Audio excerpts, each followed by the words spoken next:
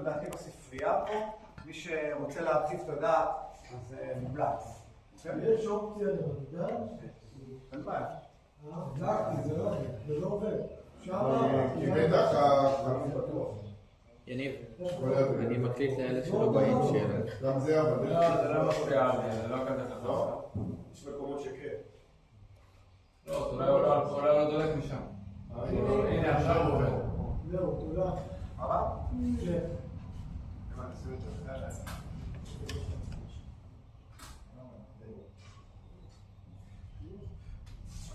לא הדלקתי את החלק הזה. תודה רבה. איך אנחנו מתכננים את השנה? קצת מושגים. אז כשאנחנו מדברים ברמה של ימים בודדים, אנחנו מדברים על מחזור שהוא מחזור זוטה, קוראים לו מחזור קצר, הוא נקרא מיקרו-סייקל, אלו ימים בודדים.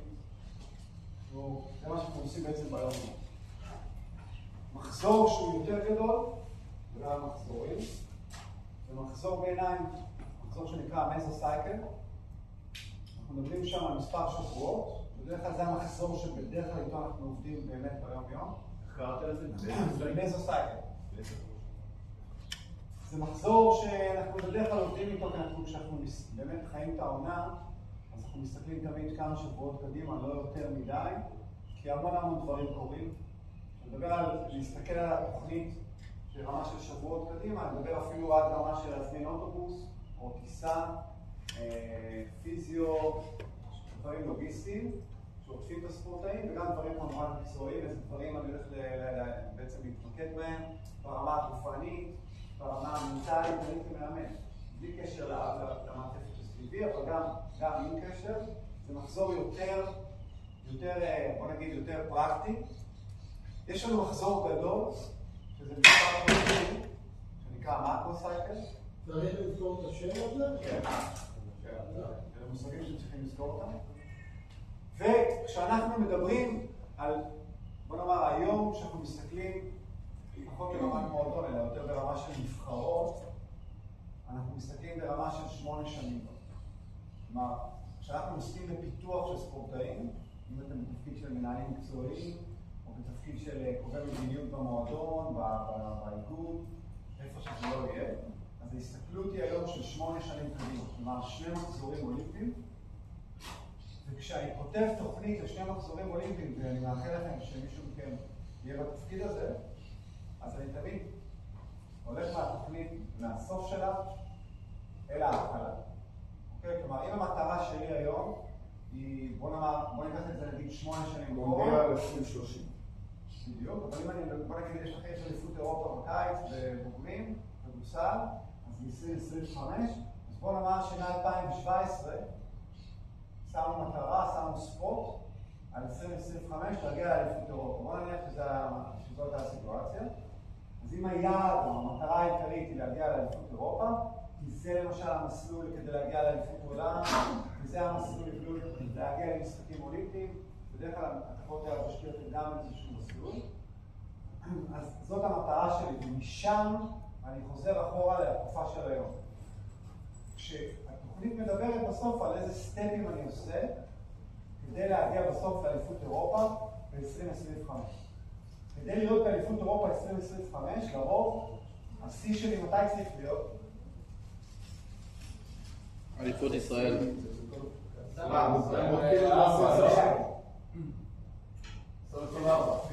כי בדרך כלל התחרויות מוקדמות, הן בדרך כלל יהיו שנה לפני.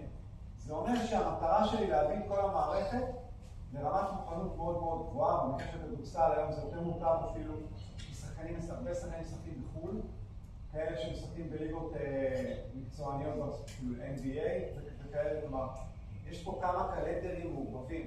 ברמה של הכדורסל, גם שחקנים שמשחקים בחו"ל, אבל זה יותר פשוט. אנחנו מדברים גם על אותו שעון כאילו של תחרויות, בדרך כלל גם אפילו אותם קמפיינים, אז כאילו זה יותר פשוט. האיגודים הבינלאומיים כבר, במקרה שלנו זה האיגודים האירופאים, מסמנים לעצמם בלוקים של תקופות שבהם השחקנים לא במועדונים, ואחרי אמר רב, ואחרי נדבות מטורפות בין איגודים בינלאומיים לבין האיגודים ידוע שבשבוע בינואר, 10 ימים בינואר, 10 ימים במאי, 10 ימים ביולי, שחקנים לא במועדונים. ההסכמים שלהם ככה כתובים, זאת אומרת, זה ידוע לכולם. חוץ מהבלוקים האלה, הם לא מגיעים אותו לנבחרת. כלומר, הנבחרת צריכה להתכנס לתקופה מאוד קצרה, עם שחקנים מסוימים, לתת עבודה, ביצועים, ולקוות באמת להפיל. זה איזושהי הרחבה או הסתכלות טיפה בפריזמה, טיפה יותר רחבה. למה אבל שערתי שנה קודם? ככה זה עובד. כי אני אומר לעצמי, המטרה היא למקסם את היכולת של הספורטאי, שבדרך כלל, לפי מה שאני מכיר, מוקדמות בשנתיים לפני התחרות. לא, אז אם יש שנתיים לפני התחרות, זה מתחיל שנתיים לפני התחרות. מה? זה מתחיל שנתיים. אז צריך כאילו, אם אני לא אגיע שנתיים לפני התחרות באופן הכי טוב, שאני לא אעלה. אני התכוונתי כאילו לשנה לפני זה, אבל יושב על אותו רעיון, לא נכנסתי ממש, לא תיארתי ממש את המועד. בדרך כלל זה פחות משנתיים כל התהליך הזה. בדרך כלל בית של 4-6 נבחרות, 1-2 עולים. וזה קורה בית חוץ, בית חוץ. לא, אבל מה הסיבה שצריך שנה לפני? זה המקדמות. צריך להגיע למוקדמות ברמה הכי טוב, ואז ברגע שעברת למוקדמות, יש לך עכשיו שנה להתכונן בעצם למשחקים עצמם. אוקיי? שזה שנה לנבחרות, זה מלא זמן. דיברת על ההכנה של השמונה שנים. אז בתוך זה יש את המקרו-סייקל, או שזה מקרו-סייקל זה... מקרו-סייקל זה שנה. יש לך הכנה רב-שנתית, שהיא 8 שנים, או 4-8 שנים, ויש לך בתוך השנה מקרו-סייקל, מזו-סייקל. כל שנה יש לך מקרו-סייקל? ועכשיו מה עוד 7 שנים? יש לך כל שנה מקרו-סייקל משלך. זה נשמע לי מאוד מאוד דינמי. כרגע לא משנה אם זה דינמי או לא, זה היה לפני. כמו שתגיד לי, כמה חודשים זה שנה? 12 חודשים. 12 חודשים זה המקרו-סייקל. כאן 5-6 שבועות זה המזו-סייקל. אני כרגע מפלח לך את המעגלים. כמה שנים בזה? רגע, יאקי, מה אתה רוצה לשאול? אתה אומר, נגיד מקרו-סייקל, אבל כתוב מקרו-ציקלוס, כאילו, עוד לא מבחן, מה כתוב? אני שואל שאלה... כן, זו שאלה קצת, כאילו, זה מקרו-סייקל. כי אני יכול להגיד לעבור על המצגת שלך ולשכוח מה כתוב. שאלה דרשנית, אבל... אני יודע, אבל אני מדבר על הקשיים שלי, יש אם אני זוכר נכון, כתוב פה גם את זה בעברית. אוקיי, אני לא זוכר, זה מבחן שלי. לא זוכר בעל פה, אבל אתה לא תתן. כאילו סתם שהיית כמה זה דינמי, כמה נוגעים בגזירות, אתה גוזר כאילו מ8 שנים, כל שנה אתה גוזר את המטרות, אז המטרות חייבות להשתנות, כאילו כמה נוגעים לזה. אתה מדייק אותם, אבל ברגע שזה מתחיל, מי שקובע את המטרות האלה, זה בדרך כלל המנהל המקצועי באותו ארגון, שהוא לוקח בחשבון שאם אני מדבר על 8 שנים קדימה, זה כנראה נבחרת נוער ונבחרת עתודת קיימים. זה אומר שצריך להשקיע בהם מאוד, כדי שבדרך יש להם גם אליפויות אירופה, גם אליפויות עולם שלהם, הם יתפסו לאט לאט ויגיעו בסוף לגילי בוגרים, והצטרפו בעצם לבוגרים קיימים. אוקיי, אבל כשאתה מסתכל 8 שנים קדימה, אתה לוקח בחשבון נבחרת הנוער ונבחרת העתודה. ואז אתה קובע מטרות. ב-2017 אליפות אירופה לנוער, מקום 1-12, עתודה 1-8. שנה להם הבטחם כאן עם המחזורים שלהם. אם לא רוצים לגעת במטרות, לא רוצים לגעת גם בגזירות, אי אפשר לעבוד. אני אומר, אבל אז המטרות צריכות להיות נורא כלליות, לא לגעת. זה לנסות לשנות משהו. אמרתי לך מטרה כללית, עכשיו שאמרתי לך 12, זו מטרה מאוד מוגדרת. אני מכניס לך לאיזשהו פריים. כשבסוף תגיע ל-2024, כלומר, שיהיה קשר בין המטרות שאתה מציג בסוף לביצוע. כלומר, אם אתה בסוף מראה שבביצוע לא ציין 1-2 בבית, אז כאילו זה לא, אתה לא עומד במטרה. אבל כדי להגיע למטרה של 1-2 במוקדמות חוברים, צריך לפתח ספורטאים שיוכלו גם תוך כדי תנועה בדרך גם להשיג הישגים. זה לא קורה פתאום לביניים. המטרות, כן, הן יכולות להיות דינמיות, אם זה לא יהיה 1-12, זה יהיה 1-6, או שהנבחרת מדהימה. כן, כי זה יכול להשתנות. רציתי לשאול כאילו, נוכל נגיד לעבור דבר, כבר יש משהו בזמן שהיית איפה בכדורגל כדורסל, אז כאילו לעבור פה דבר ולהקביל את זה כאילו למשהו בכל המסע של הדתקים, נגיד אימון בודד, אימון לפני משחק, אימון בתוך המיקרו זה נגיד שלב בתים, כאילו תעשה את האחות, אני מרצה, אני אדבר על הרבה דברים, אם יהיה לך חשוב לעשות חיבור למשהו, אז פשוט תגיד לי, בסדר? אני לא נעזר פה, זה רק הגדרות, זה בגדול, אני הולך עכשיו לגמרי, בעצם מה שאני אעשה עכשיו, אני מרחיב כל חלק. אם יהיה חסר לך מידע או תרצה דוגמאות? לא, הייתי מרחיב משהו על זה. כשאנחנו מדברים על מיקרו-סייקל, שזה בעצם בסוף האימונים הבודדים, אני מחזיר אתכם טיפה לבסיס, ואני מדבר בעצם על תכנון שהוא ממש קצר, מה אני עושה השבוע. אנחנו נלך מהקטן, מהצר לרחב. יש לנו בעצם 3 סוגי אימונים. אימון אחד זה אימון שהמטרה שלו היא מטרה של פיתוח. מתי נמצא אימוני פיתוח בדרך כלל?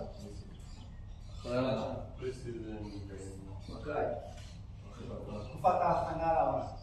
בתקופת ההכנה לעונה, האימונים הם אימוני פיתוח. אני לא מדבר כרגע על ילדים בכלל. תצאו ילדים מהמשוואה, אני מדבר על נערים צפונה, נערים של 16-17. צפונה. מבוגרים, ילדים מחוץ לתחום. עם ילדים אין בכלל עיקרון תקופתי. עם ספורטאים צעירים של ילדים, אנחנו מלמדים אותם ומאמנים אותם. אנחנו לא מביאים אותם לפיקים. זה רוצה. אימוני פיתוח נמצא בפרסיזם, זה אימונים, תכף נרחיב עליהם. זה אימונים עם נפחים גבוהים, כלומר עמוקים יותר, הם לא באינטנסיביות גבוהה, אבל הם אימונים עם אינטנסיביות בינונית. בדרך כלל זה יכול להיות 2-3 אימונים ביום באינטנסיביות בינונית, אז זה בדיוק התקופה. אנחנו עושים אימוני פיתוח, תכף אני אמשיך להרחיב על זה. ויש לנו אימונים של שמירת מצב. מה זה אימונים של שמירת מצב? במהלך העונה. בדיוק. במהלך העונה אני מתאמן כדי לשמר את המצב.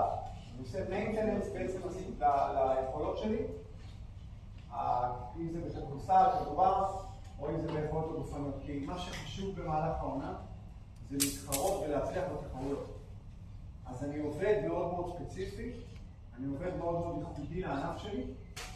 יש פה ושם תקופות של ימים בודדים, פה ימים, שם ימים שיש פגרות כאלה ואחרות בגלל נבחרת, שהשחקנים כאלה ואחרים יכולים לעשות איזשהו פוש ליכולות הגופניות שלהם, בטח כאלה שנפצעו, או כאלה שהיו חולים, או כאלה שצריכים איזשהו פוש קטן. אז יש לנו במהלך העונה, פה ושם ימים בודדים, שאפשר לתת איזשהו פוש, אבל זהו. בטח ובטח בליגות מקצועניות, שכל העניין הוא להתחרות ולנצח. בשביל זה הם שם. ואימונים שהמטרה שלהם היא לאושש את הספורטאים. בטח ובטח היום שיש המון תחרויות, בטח ובטח אם בשחקן נבחרת, אז אתה כל הזמן מתחרה. ולכן יש אימונים יהודיים, בדרך כלל הם יקרו אחרי המשחקים, או בתקופת הכנה אפילו שיש יום-יומיים של אימוני התאוששות. כל העניין הוא לאושש את הספורטאים. ובעצם בעידן של היום שיש מלא תחרויות, תקשורת מאוד מאוד מלחיצה בכלל, אז אנחנו כל הזמן מנסים לאושש את הספורטאים, להביא אותו למצב שמאוד רענני. וזה שם המשחק, זה יבוא לידי ביטוי בפיזיו, התאוששות, עיסויים, תזונה, שינה. שחקנים כל הזמן צריכים לדאוג, צריך כל הזמן לדאוג לשחקנים, שלא יסחבו פציעות ארוכות לאורך זמן, ויהיו מספיק חזקים, אם זה עם מאמן הבנייה הגופנית, אם זה עם הפיזיותרפיסט, אם זה עם המשקם, אם זה עם התזונאי. ובשביל זה קיים בעצם תקופה שנקראת תקופת התאוששות. והיא יכולה להיות שבועית, היא לא חייבת להיות פעם ב. אוקיי? זה אחד הדברים אולי היום הכי מדוברים, כי כולם מתאמנים קשה. אין מישהו שמתאמן קל ומצליח. כולם מתאמנים קשה וכולם מתחרים הרבה. יש ענפים שזה בכלל חצה כבר את, באמת, חצה כבר הרבה קווים, הרבה גבולות. למשל בענף הטניס, מי שעוקב, אני מדבר על ה-ATP ועל הגרנד סלאמים האלה ואחרים, כלומר, הטופ 50 הם אנשים שמתחרים, גם ספורטאים, גם ספורטאיות, שמתחרים עליהם. תוסיפו לזה טיסות, תוסיפו לזה ג'טלגים, תוסיפו לזה פציעות, זה מטורף. יש הרבה תלונות מטעם השחקנים שצריכים לרצות את התוכניות האלה, כי יש ספונסרים, יש סוד שידור, ויש מלא פרסים. זה ממש דיבייט, ממש דיונים, איך הופכים את זה להרבה יותר הגיוני, להרבה יותר, בוא נאמר אפילו מגונן. כי בעצם מה שקרה, בעקבות כניסה של הרבה כסף וחסויות, מי שסובל מזה במרכאות, אני לא במרכאות כי זה על המשכורת. הוא חלק מהמשכורת. אני אומר, לכן אני סובל במרכאות, בסוף אבל אתה, לא משנה כמה אתה מקבל, ברגע שאתה כל היום בתנועה, כל היום להתחרות, והקבוצות מקבלות כסף בשביל התקציבים של השחקנים. גם הטניס עכשיו הוא הקים איגוד במקביל, נכון? זה איזשהו לופ, שברגע שאתה נכנס אליו, אתה כבר לא יוצא. אתה לא יכול לצאת ממנו, כי זה לופ. אז אתה יכול להחליט שאתה לא חלק מהמשחק, כשחקן טניס, ואתה יוצא מהלופ הזה. אתה לא יכול לעמוד בו. בדרך כלל מה שיוצא לך זה פציעות. כלומר, אתה לקחת איזשהו רצף של פציעות. הכסף הוא מאוד מאוד מאתגר, ואטרקטיבי. תראה, נובק ג'וקוביץ' כזה שהוא כבר פצוע מעל שנה, מתחרק, זה ברור שזה one way. אני לא סיפור. כן, אז אבל הוא כבר לא יכול לבחור כמעט מה לא להיות בו, כי הוא מאוד אינטנסיבי, הוא צריך להיות בתוך העסק. רצית לשאול משהו? לא, זה כבר היה כתוב. אימוני פיתוח יכולים להיות מאוד מאוד עמוסים, אני אומר פחות אינטנסיביים, אבל עם רמת עומס גבוהה. עומס זה בעצם הכפלה של נפח כפול אינטנסיביות. אז העומס יכול להיות מאוד גבוה, לא בגלל האינטנסיביות, אלא בגלל הנפחים. ולוקח לי לפעמים 72 שעות להתאושש. אני מדבר על התאוששות מלאה. ספורטאים לא מתאוששים כמעט באופן מלא, אבל רק כדי שתבינו, כדי להתאושש התאוששות מלאה, לוקח 72 שעות. כלומר, אם יש לי היום 2 אימונים, מחר 2 אימונים וכולי, אני לא מצליח, לא מספיק להתאושש, ואני מתחיל לצבור זמן שאני לא מתאושש בו. למה זה עד לגרום? מה קורה לשחקן שהוא פצוע? יורד לו יכולות. את מי הוא מעניין? שחקן פצוע לא מעניין אף אחד. הוא לא משחק. כמו שאתם שומעים, ככה זה המצב. זה אומר שהמטרה שלי כמאמן, זה שהצוות שלי, שכולל מאמן בנייה, אני מדבר בזכר, אבל אני באמת מתייחס גם לנקבה, שהמאמן בנייה גופנית, הפיזיו, הרופא, הפסיכולוג, וכל מי שעוטף אותם, יהיו מסונכרנים כל הזמן. אז אם במועדון שלכם אין את הסטאפ הזה, וכנראה אין אותו, אבל כנראה יש מישהו. מאמן בנייה גופנית, זה משהו שמאוד שכיח. פיזיותרפיסט זה משהו שקורה. חייבים לייצר שיח כזה, שכל הזמן יהיה תיאום בין כל הצוותים. זה פשוט בסוף מצמצם המון פציעות. אוקיי? ומעלים אותם אפילו. יש אימוני פיתוח ברמת עומס נמוכה יותר ומשמעותית. אפשר לתת לזה גם, זה קורה יותר בענפים מדידים, שנותנים להם איזשהו בנצ'מארק מבחינת מספרים. כלומר, אם אתה אומר לשחיין היום יש היום אימון ברמת עומס 3, הוא יודע למה אתה מתכוון. אם אני אגיד את זה לשחק כדורסל, הוא לא יבין למה אני מתכוון. זה מאוד גם תלוי ענף. כשאני עובד, מתאמן בשמירה על מצב, כלומר תוך כדי העונה, לרוב זה יהיו אימונים ברמת עומס בינונית. יכול להיות שהאימון בוקר יהיה אימון אינטנסיבי יותר, עם יותר מעברים, יותר ריצות, יותר עבודה משמעותית מבחינת כל אישית וכו'. זה היה משולב אפילו בחדר כושר. והאימון בערב יהיה אימון טכני, יהיה אימון טקטי, אימון שפחות רצים בו, אוקיי? ואז אני מאזן גם את העומסים. זה בדרך כלל מה שקורה במהלך העונה. אוקיי? אלא אם כן אני משחק עליהם. קחו את מכבי תל אביב, זו קבוצה שבעצם מתחרה גם בליגה הישראלית, אני נותן כאן דוגמה, יש פה פועל ירושלים גם, פועל תל אביב, שמצליחות גם להגיע למרץ-אפריל, וזה מאוד מאוד עמוס. מכבי תל אביב, רק כדוגמה, משחקת את המשחקי בית שלה בחו"ל. זה אומר שהם כל הזמן בטיסות. טיסות זה דבר קשה. בטח לאנשים מאוד גדולים, פיזית, שצריכים להתאושש. זה לא טיסות מאוד ארוכות, אבל זה עדיין טיסות שצריך לעלות למטוס, צריך לרדת מהמטוס, כל הסיפור הזה זה 7-8 שעות. צריך להתאמן, צריך להתחרות, צריך לחזור. יש בזה המון אלמנטים מעייפים, שצריך לקחת אותם בחשבון. יש מחלות, הרבה מחלות סביב טיסות. כלומר, כשאתה מאמן, התפיסה שלך היא מאוד מאוד הוליסטית. היא לוקחת את הכל בחשבון, אתה לא חייב לתת פתרון לכל דבר, אבל האחריות בסוף היא שלך. כמה נפצעו, לאורך כמה זמן נפצעו, איזה סוגי פציעות וכו'. כי בסוף, כשמישהו שם כסף על קבוצה, הוא רוצה לראות את השחקנים משחקים. כאילו זה כל העניין, לא?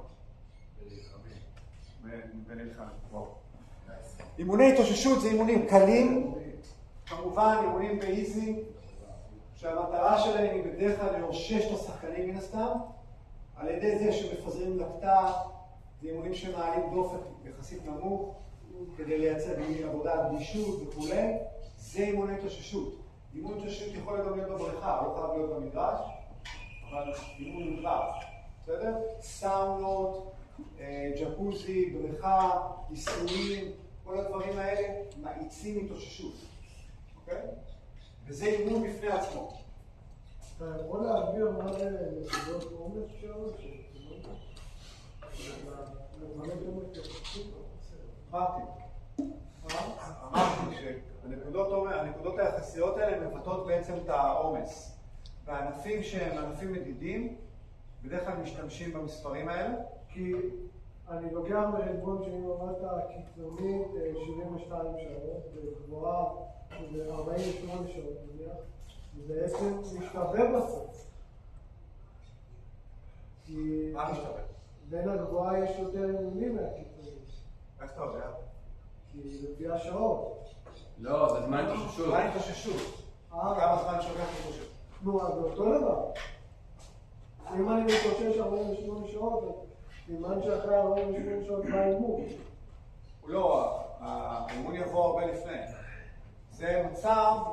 כמה זמן ייקח לי להתאושש? כמה זמן לוקח לי להתאושש, ולכן אמרתי שזה לא באמת קורה במציאות. כלומר, השחקנים לא יוצאים ל-72 שעות חופש אחרי שהם התאמנו 3 אימונים ביום. יכול להיות שלא יהיה מחר אימון בוקר, אבל יהיה אימון ערב.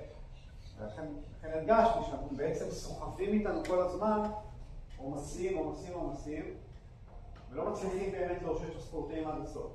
אלא אם כן, נתבונה שבוע חלומי, שאני מתאמן 5 ימים, או 5.5 ימים, ואז נח 36 שעות. זה כמעט ולא קורה. כשאנחנו מדברים על שחקנים בוגרים, אוקיי? הרעיון הוא לתת בלוק אחד בשבוע של יום שהוא לא מתאמנים בו, לא מגיעים לאולם, לא מגיעים למתקן אימונים, מתנתקים, כדי להחזיר את האנרגיה הזאת שהיא חסרה. אז לכן כל מה שאמרתי, פיזיו, גם בנייה גופנית, פסיכולוג, ניסויים, כל הדברים האלה מאיצים התאוששות. אוקיי?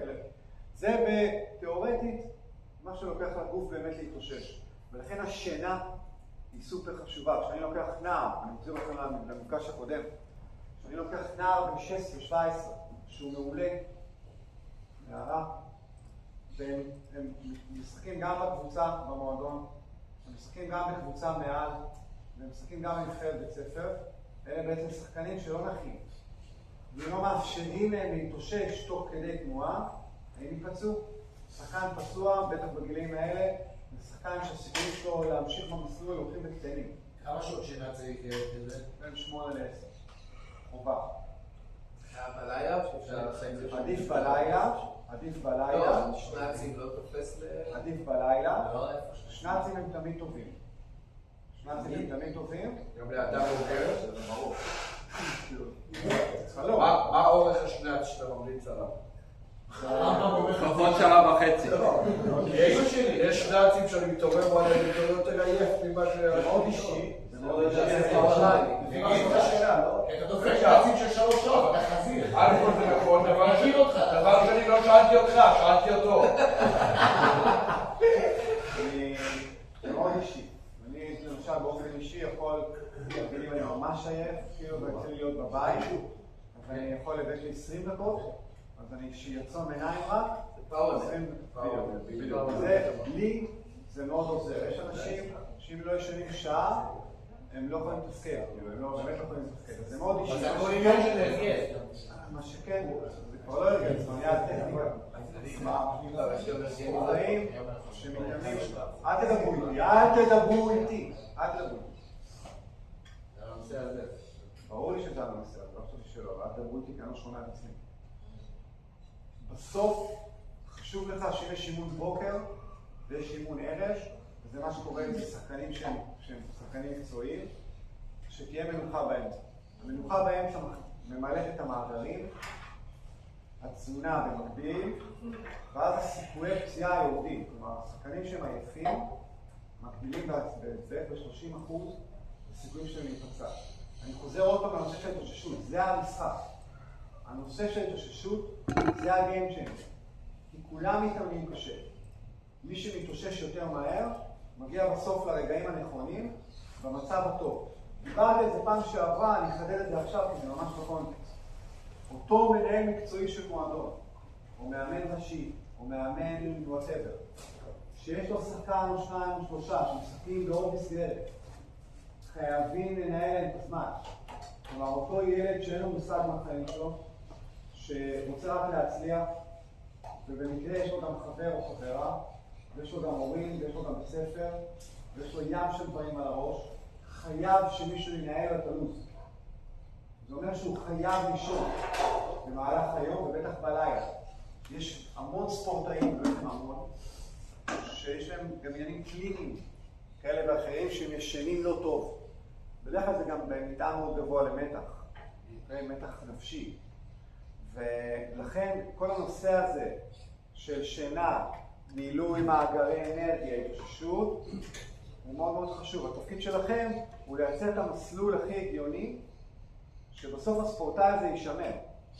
אז אם זה אומר שהשבוע או בשבועיים הקרובים הוא לא משחק בשתי קבוצות, אלא רק באחת, כדי להתאמן יותר, אם זה בג'ים, אם זה לעשות טיפולים אצל הפיזיו, אז הוא לא ישחק בשבועיים הקרובים. כי אולי בדצמבר זה לא כזה מעניין. כדי שהוא יוכל לשחק באמת. תגיד, עכשיו שאתה עומד נקודת עומס, נגיד אצלנו במחלקה יש ילד בכיתה ז' שהוא מתאמן גם עם כיתה אחרת. שזה קורה הרבה. כן, אז יוצא לפחות 3 פעמים בשבוע, שזה אימונים כפולים של 3. אחד אחרי השני. זה משהו שאני לא אוהב. אמרת, אבל נכון, גם מבטאים לא לפעמים. אז אני אגיד לך מה האלטרנטיבה. לוותר על אימון אחד, לצרף אותו עם קבוצה שנייה. שנייה. זה לא, אני אוותר לו, זה לא אילוץ. כאילו בסוף, אם הוא עוסק בשתי קבוצות, זה אומר שיש לו שתי תוכניות. בסופו של דבר, אוקיי? צריך להסתכל בצורה, לצור למושגים, ברמה של מזוסייקל, כלומר של שבועות, מה קורה בחודש הזה?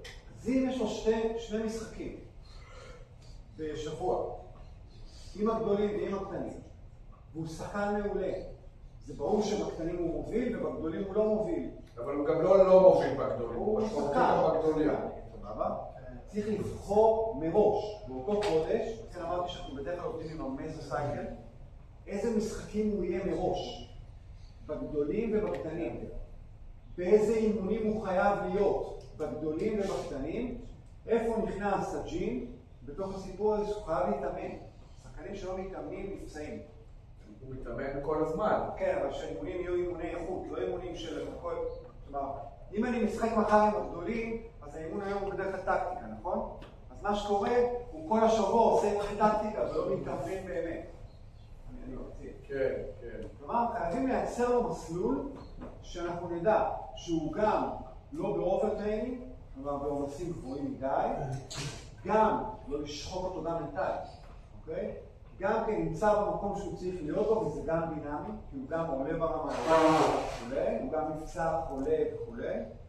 ובתוכו, איפה המאמן בנייה גופנית נכנס? כלומר, איפה הוא פוגש אותו? אם יש תזונאי במערכת, מתי הוא נפגש איתה, זה באופן כללי. איך אני יודע שהוא לא עובד טריינינג? אז לכן, דיברתי על זה, נראה לי, במעקב ובקרה. יש לנו אפשרות, קודם כל, לתשאל אותו. 1-20 וכזה. בדיוק. ויש אפילו את הגוגל דרייב שמה צריכים לעשות. ממש לייצר 4 שאלות, בדרך כלל כך 10 שניות למלא אותן. איך ישנת בלילה? לא, בבוקר של כל יום. בבוקר של כל יום, ואיך ישנת בלילה מ-1 עד 10. ואיך עומס האימון היה אתמול מ-1 עד 10. כמה אתה רוצה להתאמן היום? מ-1 עד 10 ודופק למשל. ואז אתה כמאמן, יכול להיות שלא כל יום תסתכל על זה. אבל כשאתה תגיע לסוף שבוע אתה תראה מגמה מסוימת. מה קורה, איך הוא מגיב לשבוע של 2 משחקים, איך הוא מגיב לשבוע של משחק, אתה תלמד את זה לפני זמן. ואז לך יש עוד אופציה להסתמך עליה, כשאתה אומר, אתה שומע נתי, היום אתה לא בא לאימון. אתה לא היום, אתה שבוע לא בא לאימון הזה והזה, אני רוצה שתבוא לאולם בכלל. יכול להיות שהוא נפרד מחברה שלו, אז הוא בדאון, הכל מאוד מוקצן בגילאים האלה. ולכן זה מאוד מאוד מאוד מאוד מורכב, לתת לי קצת, כמה דברים להסתכל עליהם. סבבה? כשהשחקנים נמצאים אצלך, נגיד בתנאי אקדמיה, או בתנאים שהם מאוד סטריליים, יותר קל לנהל את זה. אבל זאת לא המציאות הרווחת. המציאות הרווחת שיש לשחקן טוב 2-3 מאמנים, שחייבים לדבר אחד עם השני כל הזמן. אז יחסי אגו ושטויות. אבל אפשר לנהל את זה. זה לא שזה בלתי אפשרי. אפשר וצריך לנהל את זה. בשלב הפיתוח. בשלב הפיתוח. ואני עושה אימונים, נגיד, קיצוניים. האם במהלך השבוע יהיה לי כאילו יום שהוא יותר קיצוני ויום שהוא יותר רגוע, כאילו כדי להתאושש? אז אנחנו נלמד איך. הגישה, יש לנו בעצם 2 גישות, 2 אסכולות. גישה אחת שהיא גישה מסורתית, שמדברת על זה שיש תקופה של הכנה לעונה, יש תקופת תחרויות, ויש תקופה של פוסט סיזן. הסתיימה העונה, וככה מייצרים סייקל. סייקל. ובכל תקופה עושים הכל, כל המרכיבי כושר גופני ביחד, רצים הרבה, קופצים הרבה, הכל ביחד. ספרינטים, סיבולת, זו הגישה המסורתית. אוקיי? זה כמו שאתם לוקחים המון מצרכים, שמים בקערה ומערבבים. ככה פעם עבדו. אנחנו עדיין מחזיקים בגישה המסורתית, אבל בהקשר של המבנה. אוקיי? שיש פרה-סיזן, יש עונת תחרויות, יש עונת מעבר, תקופת מעבר, בסוף עונת תחרויות יש תקופת מעבר של 2 שבועות בערך, ששם אנחנו עדיין מתאמנים, נגמרה העונה. אנחנו עדיין מתאמנים, אבל בעצמיות הרבה יותר נמוכות. כדי לא לצאת לפוסט סיזן בשנייה. אוקיי, זה משהו שחשוב לזכור. ואז יש לנו תקופת הפוסט סיזן. בתקופת הפוסט סיזן אנחנו בדרך כלל משתקמים. אוקיי? למי שיש לו זמן הזה. זה פציעות שאני צריך לשקם, או שאני לוקח מאמן בנייה גופנית כדי לשדרג את עצמי ולהגיע לפרה-סיזן ברמה אחרת. יש הרבה שחקנים בכדורסל, זה מאוד נהוג, הולכים לליגות כאלה ואחרות, מחזיקים המון חבר'ה, מחזיקים מאמנים אישיים כדי להחזיק את עצמם, משלמים על זה כסף. אז למה זה התאוששות? זה עדיין אימוני פיתוח אינטנסיבי. זה מאוד תלוי בשחקן. אם זה שחקן שהוא צעיר והוא רוצה לבנות את עצמו, אז זה יהיה אימוני פיתוח, אבל בעיקר מאוד על החולשות שלו, פחות על האוברול. זה גם לא 5 על 5 עכשיו. דני אבדיה באמת שכל קיץ הוא עובד כדי להגיע. זה הזמן היחידי שלו שהוא יכול לטפל בעצמו. כי במהלך העונה זה מאוד קשה, אתה כל הזמן עסוק בלהתחרות, אין לך באמת זמן להתפתח. בדיוק. אז הם לוקחים מאמנים אישיים שעובדים איתם 1 על 1, וזה היה מאוד מאוד נהוג, ואני לא חושב שזה יכול לקרות אחרת כבר. סבבה? אז השיטה המודרנית, שנקראת בלוק פיריודיזיישן, שיטת הבלוקים, אנחנו מחלקים את העונה, או מחלקים את התקופה לסדרות, לבלוקים. ובכל בלוק אנחנו עובדים על מרכיבים אחרים. זה מתחבר לכם לשיעור הקודם, דיברנו על אפקט אימון. ואז דיברנו על אפקט אימון נשאר. כלומר, אם בבלוק הזה, אתם זוכרים אפקט אימון נשאר? הזנב, דיברנו על הזנב? זה אומר שאם בבלוק הזה אני משקיע על החלק האירובי ועל החלק האנאירובי האלקטי, כלומר המהירות, ועברתי אחרי חודש לבלוק אחר, ששם אני משקיע על מרכיבים אחרים, הזנב של האימון האירובי עדיין הולך איתי. הוא זנב יותר ארוך, יש לו יותר יכולת להחזיק מעמד, דיברנו על חודש. אבל הזנב של האנאירובי האלקטי הוא הרבה יותר קצר, זה אומר שהעבודה המהירות תצטרך להיות כל הזמן. בטח בענפים כמו שנמצאים פה. שהנושא של ספרינטים, מהירות, ניטור, יציאה מהמקום, הטיות, בלוקים כאלה ואחרים, הם סופר הכרחיים. זה אומר שכל הנקודה של כל המרכיב האנרגטי שנקרא ATP-CP, כלומר כל החלק האנרגטי הזה חייב להיות כל הזמן מאומן. כל הזמן מאומן, לצידו גם המרכיב האירובי. למה צריך מרכיב אירובי? מה הוא נותן לי? גם אדומי. לא, איזה בנפיט, או למה המרכיב האירובי כל כך הכרחי? התאוששות. נכון? אם המרכיב האירובי לא יהיה טוב, היכולת שלי להתאושש תהיה הרבה יותר נמוכה, הסיכויי פציעה שלי עולים. אוקיי? מה זה BPC? יש את השקף הזה בעברית? לא. לא, אני לא מבין את זה. בלוק פיריודיזיישן. לא זוכר מה זה עשייה. בלוק פיריודיזיישן. מחזוריות. סייקל. בלוק פיריודיזיישן סייקל.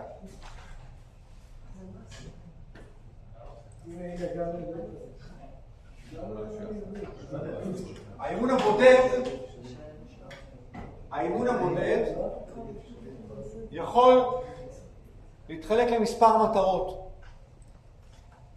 אם המטרה שלי היא מנטלית, אוקיי? למשל, להגביר מוטיבציה אצל השחקנים שלי, אוקיי? אני נכנס לעומסי אימון, עומסים גבוהים או אפילו גבוהים מאוד. אני נכנס להיבטים יותר קבוצתיים, כלומר, לכל אימון צריכה להיות מטרה, לא עכשיו לכתוב סיפורים, ממש בקצרה.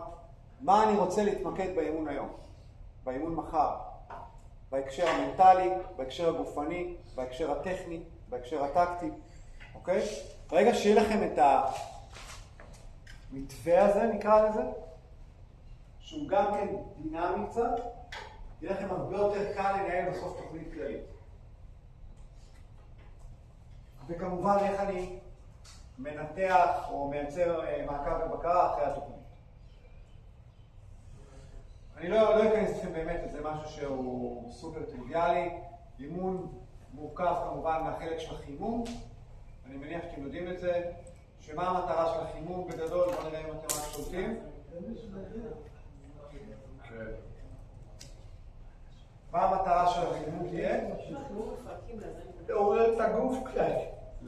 לעלות דופק. להכין את הגוף. להכין את הגוף גם ברמה המנטלית. מאוד מאוד חשוב. כל הנושא ההורמונלי מקבל פוש מאוד משמעותי. כלומר, אני נכנס לאימון בצורה הדרגתית. זה התפקיד של החימום. להכין את הגוף גם ברמה הגופנית, שהוא יהיה יותר אלסטי, שהדופק יעלה, שזרם הדם יזרום בקצב יותר גבוה, הורמונלית, שתהיה הזרמה יותר של האדרנלין, וכל ההורמונים שבעצם אחראים על זה שאני אהיה מספיק ערני, זה ממשפחת הדופמין, האפנפרין, זה הורמונים מעוררים כאלה. זה בעצם התחושה הטובה הזאת שאנחנו מרגישים אחרי אימון. כשמגיע בסוף, לאחר מכן החלק העיקרי כמובן, ובסוף משהו שבדרך כלל אנחנו חוטאים ופחות שמים עליו דגש. יש לי שאלה רגע. שנייה. זה הנושא של הסוף אימון, שהוא גם סופר חשוב. אין לנו את זה. הרבה פעמים, יש לך את זה. הרבה פעמים אנחנו סיימנו אימון, יש קבוצה כבר בחוץ, פותחים כדרר, יושבים לך על הראש, אנחנו שולחים את הספורטאים. כלומר, הסתיים הספרינט, הם אחרי דקה כבר יצאו מהאולם. לא יודע אם זה המקרה שלכם, אבל זה קורה הרבה. לחלק הזה של הסוף אימון יש משמעות. זה להביא את הגוף חזרה לאיזשהו הומוסטזיס, כי הגוף נמצא באיכות מאוד גבוהה, מכונס, מגויס. צריך להוריד את הדופק חזרה. צריך לייצר שחרור גופני. אם זה מתיחות קלות, להביא גם את מערכת השרירים למצב שנכנסנו אליו לאימון. בעיקר הורדת דופק, הורדות חום גוף. זה לא רק המלצה, זה ממש דרישה, וככה אני יכול לשמר את הספורטאים לאורך זמן. אל תסיימו אימון ללא החלק הזה. אוקיי? זה לא מקצועי פשוט. רצית לשאול עכשיו. לגבי המצגות, זה נקודה שהבאתי אותה, אבל נגיד צריך לדגור את כל הדבר הזה? לכן אני מדבר את זה בעברית. לא, אבל אני רוצה כאילו שבוע הבא, לקראת המבחן, אני רוצה לשבת לקרוא את זה. אתה יכול לתרגם את זה. למה אתה לא מסכם את זה עכשיו? מה אתה חושב? תסכם לך את זה? לא, יש את הטבלה הזאת בתרגום פשוט. לא. אתה שואל אותי או אומר לי? שואל או אומר. אם האנגלית קשה לך, אז תדאג לתרגם אותה. היא ככה מובנית. זה לא רמה שהטרנסלייט יכול לתרגם. סליחה. זה רמה מאוד גבוהה של אנגלית. אתה יכול לתרגם אותה ב10 דקות עם חבר. אם אתה לא שולט בשפה, לא יודע אנגלית. סבבה, אז תדאג שמישהו יתרגם לך. מי שיודע אנגלית, תתרגם לך אותה ב10 דקות. את כל המצגות? כן, את החלקים האלה. לא צריך לתרגם את כולם. מותר לי שמצגת של... יש חלקים שאנגלית, כל פעם הזאת בעברית. שפה רשמית של מדינת ישראל בעברית. אני לא אתרגם. לא יש חלק מאוד קטן. יבוא חזר ואני מצטרך לדבר. מה הקשר? אני מדבר עכשיו על גוף לא... אתה יכול לדבר עם בחירתה. אני יודע. איך קוראים לך? זכיר את השם? זכיר את השם. אוקיי. אורל. יש לך חברים שמדברים אנגלית, נכון? אתה יכול לבקש מהם לתרגם לך את החלקים באנגלית בקצרה. הם לא צריכים לספר לך את הסיפור. יש פה ממש 10 משפטים שמי שדובר אנגלית יכול לתרגם לך את זה בשנייה. אם אתה תוציא דף ונייר, ממש מהר, אני אגיד לך את זה ב2 דקות. לא משנה. לא, הבנת את הרעיון, אין תרגום. זה עניין של עיקרון, לא עניין לא, אז זה מה שיש. זה גם לא עניין של עיקרון. אני לא יכול לרשום. לא, הצעתי לך הצעה, אתה סטודנט. הייתי שמח לרשום את הכל, לא יכול פידבק. עורך, חמוד. אתה סטודנט. הצעתי לך פתרון, זה ככה כתוב. לכן אני מדבר אותה בעברית, אני לא מדבר אותה באנגלית. והרגע אמרתי את המצגת הזאת, השקופית הזאת. אתה בגוגל טרנסלייט, אתה לקחת את התמונה ויעשה את זה. יאללה, רץ קדימה. לא, מה זה? אני אעזור לך, לאן אתה רוצה את זה? תוך שנייה אני... יהיה גבר, תרגם לו את זה. יקי, זה לא אתה לטובת צריך אני אומר לך, אל תיבהל. לא, חבר טוב שלך. ואוטומטית מונע לי להצליח במבחן. אורל, אז זה לא כמו באנגלית. תקשיב. אני מרצה פה למעלה מ10 שנים. אוקיי? ברוב המצגות שלי, בגלל המקצוע שהוא מקצוע בינלאומי, ואין הרבה ספרות עליו בעברית לצערי, אז הרבה פעמים אנחנו בעצם מתבססים על ספרות באנגלית. אם קשה לך, זה בסדר גמור, זה סופר לגיטימי, אני יכול להבין את החשש שלך, תקשיב לעצתי, תשב עם חבר על השקופיות שהן באנגלית, רק על מה שעברתי עליו, ותראה שייקח לך בערך חצי שעה זמן שהוא יתרגם לך. ככה זה יהיה, זה לא ישתנה לעברית. אז אני לא אכנס לזה, כי יש לי הרבה מה להגיד. סבבה.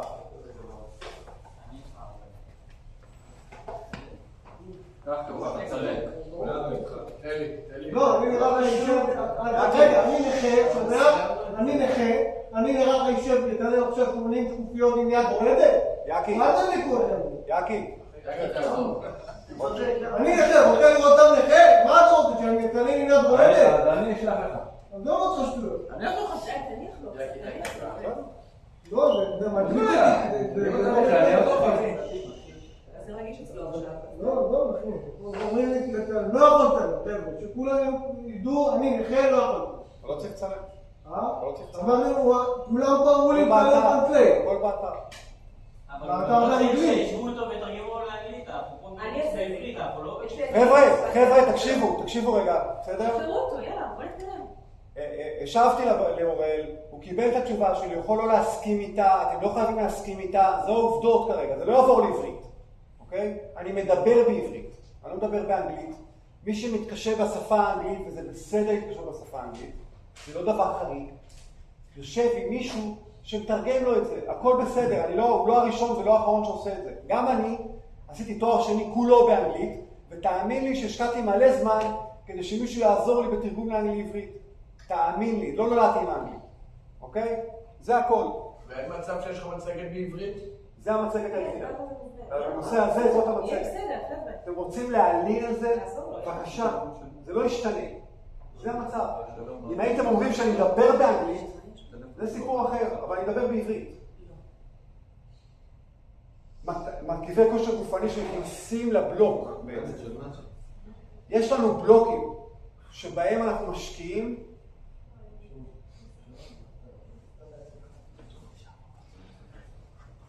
יש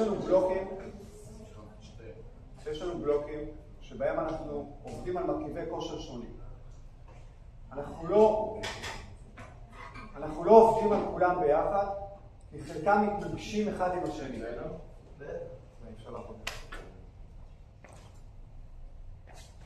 חברים, אתם פתאום מאוד מאתגרת. מאוד. אתה עושה הפסקה קצרה של איזה 5 דקות? לא. היה צריך עד הסוף? לא. שרוצה שיצא. ההבדל בעצם בין הגישה המודרנית לגישה המסורתית, זה שהגישה המודרנית, הבלוק פיודיזיישן, פורטים את המרכיבים ומחברים אותם ביחד שלא יהיו התנגשויות. זה אומר שאם אני נמצא עכשיו בבלוק, שהמטרה העיקרית שלי היא שיפור היכולת האירובית, מה שנקרא aerobic endurance, באותו בלוק אני יכול לעבוד במקביל על מרכיבים שונים שלא מתנגשים אחד עם השני. אחד מהם זה היכולת העל-אקטית שלי, כלומר הספרינט. זה אומר שאם המטרה העיקרית שלי היא שיפור המרכיב האירובי, בדרך כלל שיפור המרכיב האירובי יתבצע בחלק הסופי של האימון. בחלק הראשון של האימון, ההתמקדות שלי תהיה במרכיב האנאירובי העל-אקטי. זה אומר שאימון מתחיל תמיד בחלקים של עבודה על מהירות. למה? כי מי שמעורב במרכיב הזה, בעיקר מערכת העצבים, מערכת העצבים מתעייפת, ולכן כדאי לעבוד על זה מאוד בתחילת האימון. אמרתי, אנאירובי העל-אקטי. זה עבודה על מהירות, שזה הענפים שלכם. מרחקים מאוד קצרים, אם זה הטיות, אם זה ניטור. זאת העבודה. אחרי זה אני יכול באמת להשקיע בחלק האירובי. זה גם יכול להיות באמצע האימון, אבל אין התנגשויות. כשנדבר על המרכיב האירובי, זה אומר שזה עבודה ממושכת, לא בדופק גבוה, אבל עבודה שהיא ממושכת.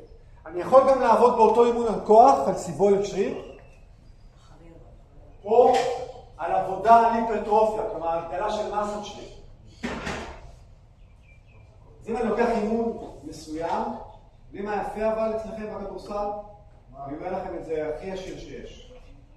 אני שומע מכם בעיקר תלונות, יש לכם באמת סיבות טובות להתלונן, בטח על החילופי ממציאים. אני רואה זליגה קבועה של אנשים תוך כדי השיעור, אתם פה, אני חס וחלילה לא מדבר אליכם, מדבר בכלל. זליגה קבועה תוך כדי השיעור, או ממש בדקה אחרי השיעור, אני רואה פה דמויות בודדות שנמצאות פעמיים כלומר שני המפגשים. זה לא יעזור לכם למבחן. זה לא משנה אם אני אתרגם לכם אותם ל-200 שפות. אם הבן אדם לא נמצא בשיעור, בטח במקצועות כאלה שהם לא מקצועות טריוויאליים, יהיה לכם מאוד קשה להצליח. אז זה נכון, יש בקורס הזה 3 מרצים, לא סופר אידיאלי, אבל גם לא נזק. אבל אני מנקה את זה הצידה, חלקכם הגדול לא נמצא פה בכלל. אז איך תבינו? איך יבינו? הערת בעיניי. אתם פה, אז הכל סבבה. מצטער שהייתם צריכים לשמוע את זה, פשוט מעצבן. איך אני עובד על הגדלת מסת שריר ותוך כדי גם עובד על הרוב? בדרך כלל העבודה על הגדלת מסת שריר, ברוב הפעמים אנחנו נעבוד עליה בתחילת האימון, כלומר כל עבודה על כוח תהיה בתחילת האימון, ואז החלק העיקרי או החלק הסופי זה עבודה על רוב. זה בדרך כלל הסדר לא במקביל, לא ביחד. לא במקביל, באותו אימון. זה לדוגמה כשהמטרה היא שלי לשיפור סיבולת אירובית, היכולת האירובית. שיפור יכולת אנאירובית לקטית, שזה אימון אינטנסיבי, שבו אנחנו מעלים לקטט, זה אומר במקרה שלכם המון מעברים, מתפרצות, אימון בקצב גבוה, שאתם רצים מסל לסל, עבודה חזקה מאוד על הגנה, אימון שעושים 30, 40, 50 שניות רצוף של ריצות בקצב גבוה, או בכדורעף שיש רלים מאוד ארוכים. זה העבודה שהמרכיב המשמעותי בה הוא המרכיב האנאירובי הלקטי. אם אני פותח סוגריים במשחק הכדורסל הטיפוסי, לא מגיעים כמעט לערכים גבוהים באלה של לקטט, בגלל המנוחות הארוכות שיש. המון פסקי זמן, המון ברייקים כאלה של חילופים, שבהם השחקנים יכולים להתאושש מהר. כנ"ל בכדורעף, כשאין רלים, אוקיי? בהשוואה לכדוריד שהלקטט הוא יותר גבוה, רוגבי. אבל אלה גם מקצועות פיזיים יותר. מה הם? יש יותר פיזיות. ולכן אתה צריך גם יותר מסת שריר ויותר עוצמה. יש יותר לקטט, אבל המבנה, הדרישות של הענף הן יותר גבוהות. אגב, הכדורסל בעבר היה יותר לקטי. הוא היה יותר לקטי. ברגע שהורידו את המשחק ל-10 כפול 4, אז הוא התקצר, כאילו, הוא התקצר מבחינת העומסים. יש גם המון עצירות. זה מדדו את זה לגבי הגדול זה, כי אני מאמין שהשחקנים שהם מגיעים ל-30-35 דקות הם... כן. פורקים בסורות. קודם כל אתה... חופשים זה עצירה, זה כל דבר... בסדר, אבל עדיין, אתה מגיע ל-35 דקות, אחרי כל העצות, אתה עדיין אבל מפורק. עוד פעם יש לך דקה עצירה. אני עובד על השחקנים שלי שמשחקים 35 דקות, וואלה בסוף המשחק, כי אין להם חמצן. נכון. אז קודם כל זה אומר שהיכולת האירובית שלנו מספיק טוב. גם ברמות הגבוהות, אתה רואה את השחקנים ככה, יושבים מול המאמן, לא מסתכלים על הרגל. צריכים בסיס אירופי. זה, כאילו... לא, יש תפקידים במגרשות. שחקן שהוא 5, הוא לא רץ ונייד כמו שחקן שהוא 1. שחקן שהוא מרכזי, הוא לא כמו שחקן שהוא לא מרכזי. הרעיון שבסוף למשחק, בגלל העצירות שלו הרבות, והחילופים המהירים שיש, אז יש לך יותר זמן להתאושש. ברור שהשחקנים שמשחקים הרבה הם בעומסים גבוהים, אבל הלקטט הוא לא כזה גבוה. אתה לא משחק בערכים גבוהים של לקטט. אגב, גם בכדורגל, שהוא משחק יותר פיזי, יותר אירובי, זה הסיבה ששחקנים לא מעלים לקטט מאוד גבוה, כי יש להם המון זמן להתאושש, יש להם הליכות וכו'. כך כדוריד, שהוא משחק שעל פניו הוא אינטנסיבי יותר, שחקנים לא רצים יותר מ-800 מטר ספרינטים במשחק. לא יותר, לא יותר. כלומר, הם רצים איזה 3.5-4 קילומטר, נמצא קלה. אז כאילו, זה לא משחק, זאת אומרת, אז ממה הם מתעייפים? המגע, העניין ההגנתי, הסטרס הכללי, כלומר, יש הרבה משתנים שמשפיעים, שאי אפשר, שקשה גם למדוד אותם ברמה של עצימות. אבל כדורסל, ככלל, הוא לא משחק קשה, מבחינה פיזית, הוא לא קשה. אבל ברור שיש שחקנים שהם... איזה תרגילים בכדורעף יכולים לדמות אירובי, כשם שחזור אירובי? אז המרכיב האנאירובי, הלקטי זה אימון קשה, שאם הוא המרכיב, אם הוא המטרה המרכזית, זה יכול ללכת גם עם אימון סיבולת שריר, כלומר אני יכול להתחיל עם אימון של סיבולת שריר, הרבה חזרות, משקל נמוך. אני יכול לעבוד בסוף האימון, להוציא את השחקנים שלי ל-20-25 דקות ריצה קלה מאוד. ריצה קלה מאוד, אפילו להוריד נעליים, באולם עצמו. חברים, 20 דקות בבקשה, ריצה קלה. אפשר לדבר, אפשר הכל. זה בעצם המאגרי חמצן שלי. הקפסיטי האירובי שלי. וזה לא הסיבולת האירובית, זה המאגרים האירוביים שלי שבאמצעותם אני בסוף מתאושש. זה אומר שבסוף אימון, אם היה לי אימון אינטנסיבי מאוד, חובה להוציא לשחקנים לריצה קלה. כן? כאילו 10 דקות, אמרתי עכשיו 20-25 דקות. 20 דקות ריצה ריצה קלה, קלה. מי שקשה לו, זה יותר מדי, לא? למי יותר מדי? לא, אני לא מבחינת... זה בן אדם מבוגר או לשחקן מקצועי?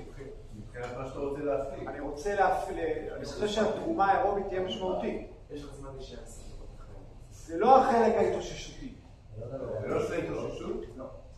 זה לא החלק שבו מתאוששים. זה החלק שבו, חבר'ה זה מפריע לי. זה החלק שבו אני משיג את המאגר האירובי. אותו מאגר אירובי יסייע לי בהתאוששות.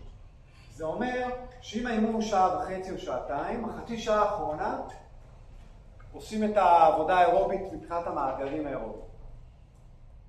זה לא שיסתיים האימון ואני עובד על הקירור של השחקנים עכשיו.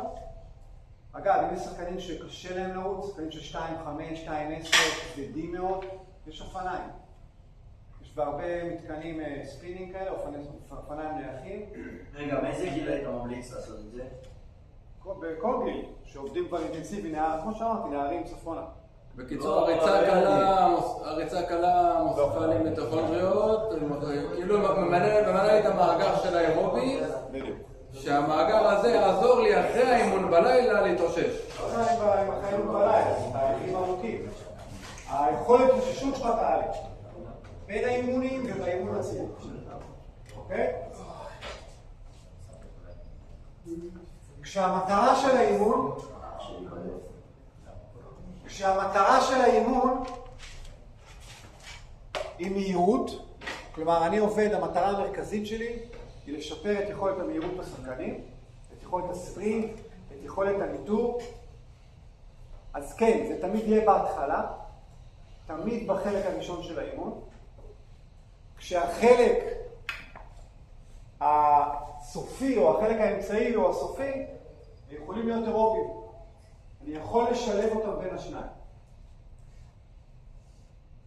כלומר, כל עבודה על כוח מתפרץ, עבודה על מהירות, עבודה קצרה, היא תמיד תהיה בחלק הראשון של האימון. החלק הראשון של האימון גם יכול להיות 45 דקות. אבל זה לא יהיה בסוף. עכשיו, שתבינו משהו. זה לא שאני לא עושה עבודה על מהירות בסוף גם. אבל זה לא החלק המרכזי שלי, זה לא המטרה המרכזית. כי גם אם אני עושה איזה משחקון או איזשהו תרגול בסוף, יש עבודה על מהירות. אבל זה לא המטרה המרכזית. כשהמטרה המרכזית היא שיפור המרכיב המהירות, זה תמיד יהיה בחלק הראשון. רוצה לשאול? אוקיי. אגב, שקפים שאני לא עובר עליהם, אתם גם כן לא חייבים לעבור. כאילו, תעבירו אותם על. שימו לב לגרף הזה. בציר ה-X זה מצב העייפות שלי. ממש מנוחה, עייפות קלה, עייפות גבוהה. זה המצב. בציר ה-X, ה-Y, אלה מרכיבים שונים. אם זה העליון, זה נקרא למידה מוטורית. התחתון יותר, טכניק פרפקשן. מה אתם יכולים להגיד לי למשל, טכניק פרפקשן זה שכלול הנושא הטכני. שכלול הנושא הטכני. באיזה מצב אני מאמן אותו? איך זה מסתדר עם מה שאמרתי מקודם? זה מסתדר עם הסיפה של הדברים שאמרתי מקודם. זה אומר שכשאני רוצה לשכלל מיומנויות טכניות, אני חייב לעשות אותם במצבי משחק. כמו שקורה במשחק. אבל אם אני רוצה לאמן את היכולת הטכנית, כלומר שהוא יקלע נכון, שהוא ייתן קבלה נכונה מבחינת מבנה, מנח וכו', זה יהיה במצב מאוד מאוד קל. ואז זה מתחבר למשל לקואורדינציה. אוקיי? טכניק פרפקשן זה לא עבודה על טכניקה, זה שכלול הטכניקה. זה ממש משחק. שכלול לנושא הטכניקה. כלומר, אני צריך להביא אותך לשימוש בטכניקה במצבי משחק. והיום, כשעובדים עם ספורטאים על בנייה גופנית, מאמנים אותם תוך כדי עבודה טכנית. כלומר, בוא נעשה למשל בכדורסל ויקאט במהירות מאוד גבוהה 10 פעמים ברציפות. כלומר, ויקאט זה איזושהי תנועה בכדורסל שהיא ללא כדור, קיבלת כדור, אתה קולע. נכון? אני לא... להשתחרר משחקה בעיקר. בדיוק. עכשיו, זה קורה כל הזמן במשחק. עכשיו, אם אתה לא עושה את זה נכון, אתה באיזושהי מגבלה טכנית.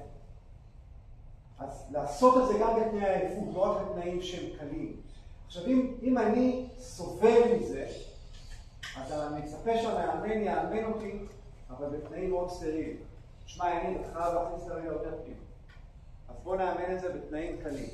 אחרי שאני טוב בזה, בוא נעשה את זה בתנאים קשים. זה הכוונה. עבודה על מהירות מקסימלית, מקסימל ספיד, תהיה במצב של תחילת אימון. שאני well rested. עבודה אירובית תהיה תמיד במצב שאני עייף. כשאני רוצה לשפר סיבולת, גם אם היא אנאירובית וגם אם היא אירובית, היא חייבת להיות במצבי עייפות, לא במצבים שאני בפניי. סבבה? ולכן עבודה על סיבולת תמיד תהיה בחלק האחרון של האימון, או האמצע סוף. אני לא אתחיל אימון עם עבודה אירובית, זה בזבוז זמן. אני אעבוד על מהירות, ואז אני אעבור לחלק שנגיד עם הסיבולת החשובה. משחק בקצב לא גבוה, אבל משחק ארוך, אני לא עוצר. אין עצירות. משחקים בקצב לא גבוה, אבל. אתם מסוגלים לבסט את זה? אין בעיה, לא שורק, המשחק רץ. הוא לא חייב לרוץ בקצב מטורף. אני יכול לעצור מדי פעם, להתאושש, הכל בקצב שהוא נוח. נוח פלוס. שאלות? זה אומר לי לא כאילו רק מצב העייפות שלי, אלא באיזה שלב של האימון אני רוצה לתרגל את הבלוק המסוים. זה הפרשנות שלך, כן. בדיוק, לגמרי. זה אומר שאם אני רוצה לעבוד על מהירות מרבית, אני אעבוד תמיד בחלק הראשון של האימון, שם אני לא עייף. אני לא אעבוד על שיפור מהירות בחלק הסופי של האימון. כי כבר אין לי כוח. אבל אם אני אעבוד על מהירות בחלק הסופי של האימון, זה כבר סיבולת אנאירובית. זה אומר שאני רוצה לשפר את המרכיב האנאירובי הלקטי שלי.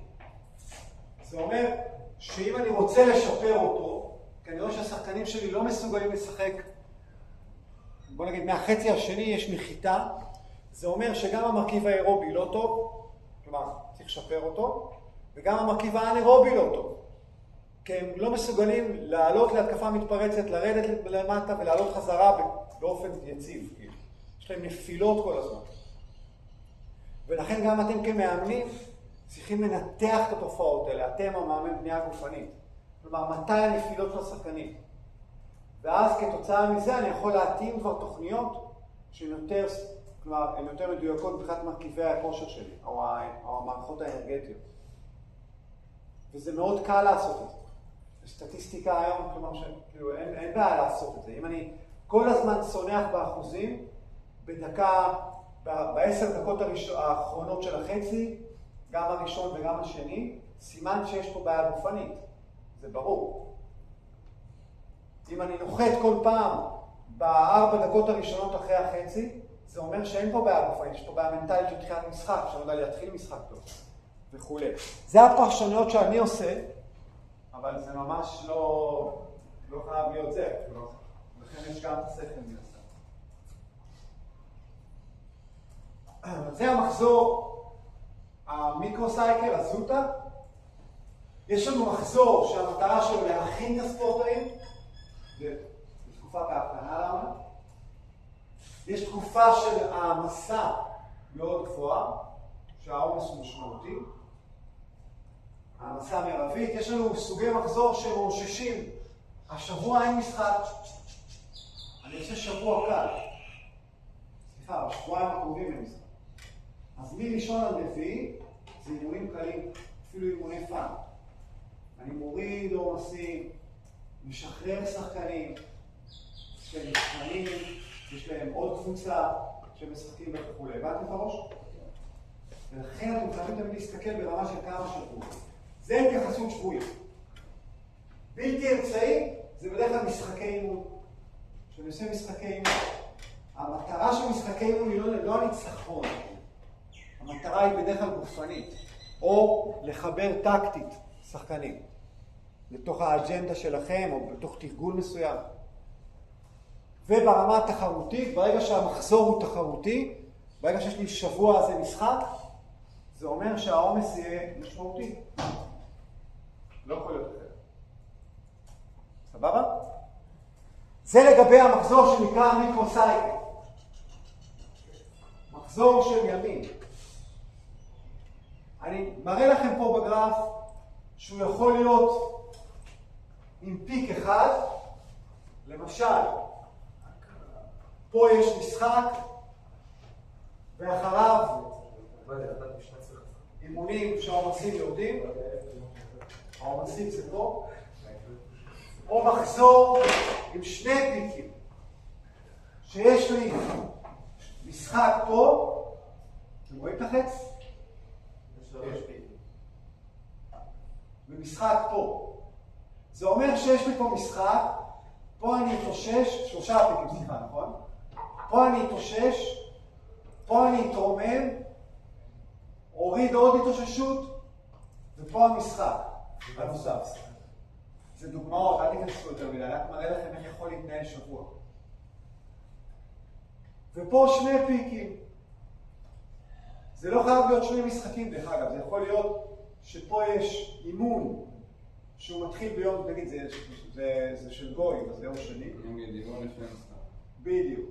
משחק, התאוששות מלאה, שחררתם אותם, הם לא באים לעולם, ואז הם מטפסים למשחק. אוקיי? ואז פה למשל יש אימון התאוששות קל מאוד, מנוחה, לדוגמה. זה שבוע טיפה יותר ריאלי. אוקיי? ביום שני יש לי 2 אימונים. רואים? מנדי? יש לי אימון אחד בבוקר, אימון אחד בערב. העומס של האימון בבוקר הוא עומס בינוני. זה אימון טכניקה בטח, או טקטיקה. האימון בערב הוא אימון עם עומס גבוה. ביחד הם מביאים אותי לעומס 5. למחרת יש אימון בעומס עוד יותר גבוה. גם 2 אימונים. למחרת ביום רביעי אני מוריד אימון אחד כדי שיתאוששו. וזה בטח יהיה אימון טכני, טקטי, או ג'ים. בלבד. ואז יש להם כמעט 24 שעות להתאושש. אוקיי? כלומר, סיימו את האימון הזה, האימון הבא הוא פה. עוד פעם 2 אימונים. 2 אימונים. משחק. חופש. כלומר, לפני המשחק תמיד יהיה הורדה של עומסים, חובה, כדי שהשחקנים יגיעו. איפה המשחק פה? לדעתי יום שלישי, לא? היום יש לנו... 50. כן. זה 60. יום שלישי. זה יום שלישי משחק. יום 60? לא, לא יום שלישי, סליחה. 60? פריידי. פריידי... אמרת שם המשחק. נכון, המשחק הוא בשישי. המשחק הוא בשישי ופה תהיה הפסקה. זה אימון שאגב הוא לא חייב להיות לכולם. למה? אבל יותר מסתדר דווקא שבשלישי, כי כביכול יש לך העמסה חמישי ושישי, שבת וראשון תנ"ך, שני יש אימון הכנה לקראת המשחק, ביום שלישי יש לך משחק. כי יש לך... הירידה הזאת יותר מזכירה אחרי המשחק. כן, אבל יש לך כאילו אימון שהוא מאוד מאוד מאוד חזק לפני המשחק, וזה לא הגיוני. יכול להיות גם שישי וגם שלישי. גם שישי וגם שלישי. הרעיון להתאושש לפני המשחק, וכמובן לאושש אותם מיד אחרי המשחק. אוקיי? אז אם ביום שלישי המשחק, שזה הגיוני, כי הוא גם הכי גבוה. אז יש פה אימון, שיכול להיות אימון טכני, בעיקר השחקנים שלא שיחקו, ואז יש פה חופש. אוקיי? איך אתה לא מקבל ביום ראשון? יש לך משחק ביום שלישי. יכול להיות.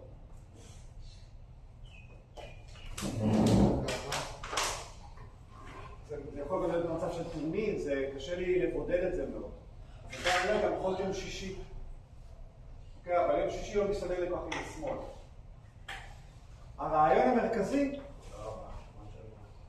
המרכזי הוא להתאושש מאוד לפני המשחק, כלומר שספורטאים יהיו במצב רעננות, ואחרי המשחק כמובן. זה דוגמה לשבוע. בוא נגיד שיום לפני משחק אני לא אעשה 2 אימונים בחיים. או אם אני עושה 2 אימונים, זה אימון מאוד קל, אימונים מאוד קלים. ממש אימונים קלים, בטח השחקנים המרכזיים. אוקיי, ולכן שלישי קצת לא מסתדר עם זה. זה עומס גבוה מדי לפני משחק. לכן שישי נראה לי יותר. מה זה סאבסטנשיונל? שזה... משמעותי. עכשיו בכוכבית זה משמעותי לא לכולם. אוקיי? עכשיו משמעותי לא חייב להיות רק גופני, הוא יכול להיות טכני טקטי. מזוסייקל זה מחזור בעיניים. מחזור של שבועות. הוא מחולק ל3 חלקים. אם תיקחו את ההכנה לעונה, מזוסייקל פרסיזן, הוא מתחיל מעבודה של 4 שבועות בערך של צבירה, אוקיי?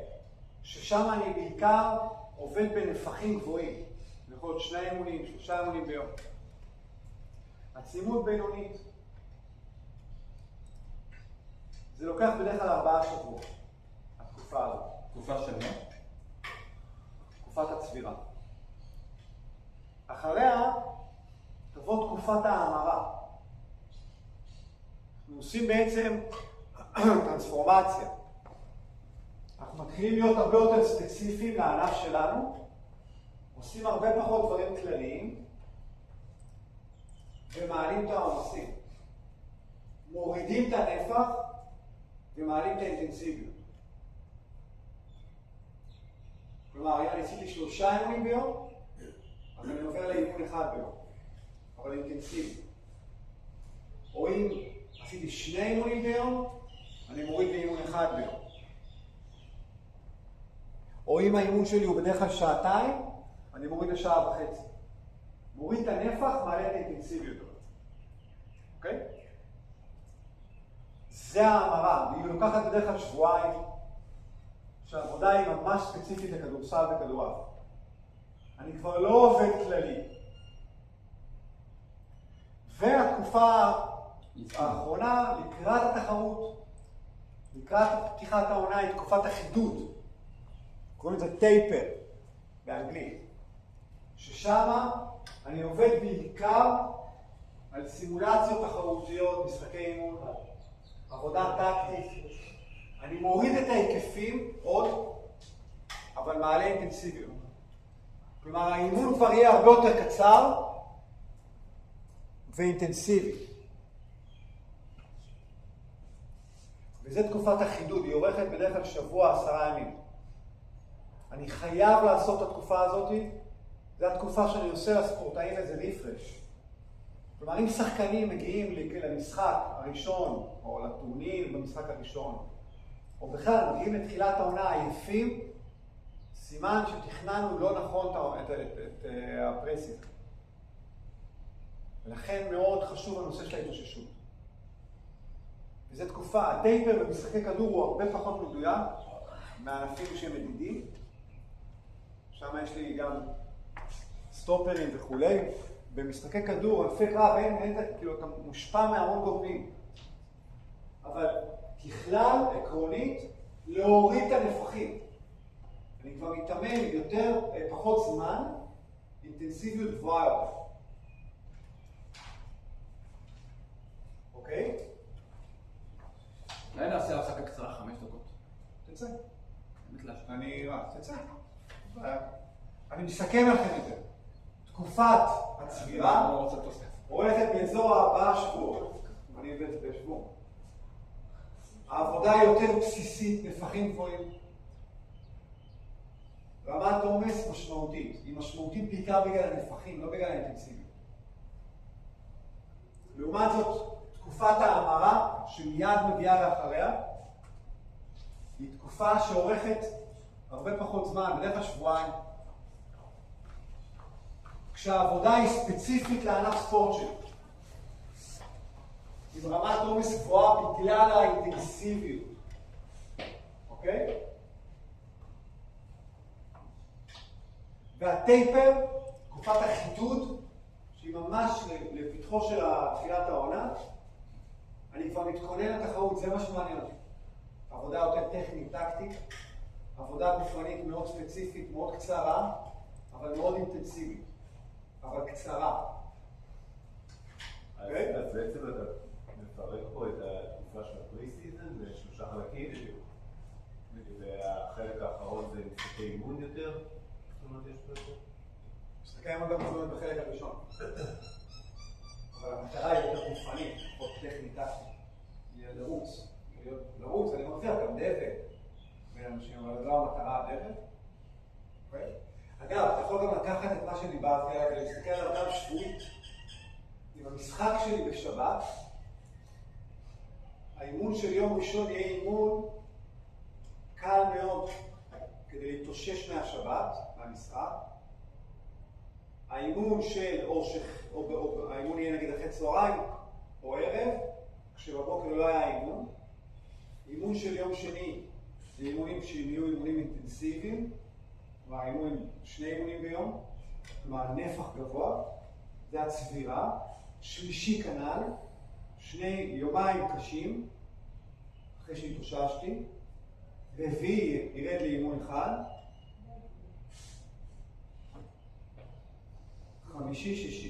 חמישי-שישי יהיו אימונים עם אינטנסיביות בינונית גבוהה, אבל עם נפחים נמוכים. כלומר, אם אני אעשה תרגול טקטי או טכני, הוא יהיה מאוד מהיר, מאוד אינטנסיבי, אבל קצר. סבבה? יש גם קבוצות שמתאמנות ביום של משחק. במשחק בערב, הם עושות אימון בבוקר, 45 דקות, חימום של איזה 20-25 דקות, עבודה אינטנסיבית של 20 דקות, ביי. כדי לגרות את מערכת העצבים.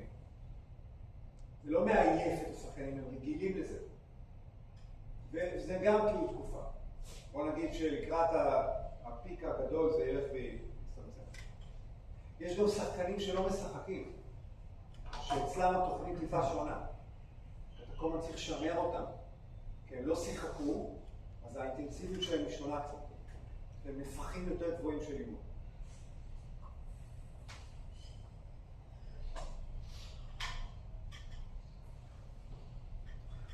ספר שאני ממליץ לכם, מצוין, לגבי הנושא של טייפר, בענפי ספורט, בענפי כדור. מי שרוצה, אני ממליץ לו. יש פה שני חוקרים פשוט מאוד טובים, גם איניגו מוחיקה, בחור בסקי, ועוד בחור צרפתי, אורן בוסקט. חבר'ה, תבינו, אין הרבה מחקר על תורת האימון בענפי כדור. זה חבר'ה שחוקרים הרבה, הם דברים מעניינים. פשוט כל כך משתנה ברמה קיצונית. נכון. קשה גם למדוד לאורך זמן ענפי כדור. בגלל המורכבות, עוד המלצה. מה שאני רץ עליו גם אתם תרוצו, בסדר?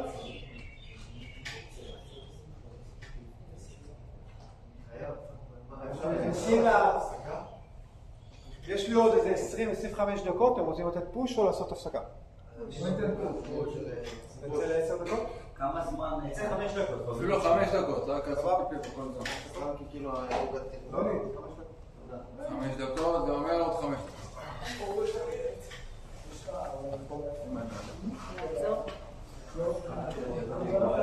לעצור אותה. מישהו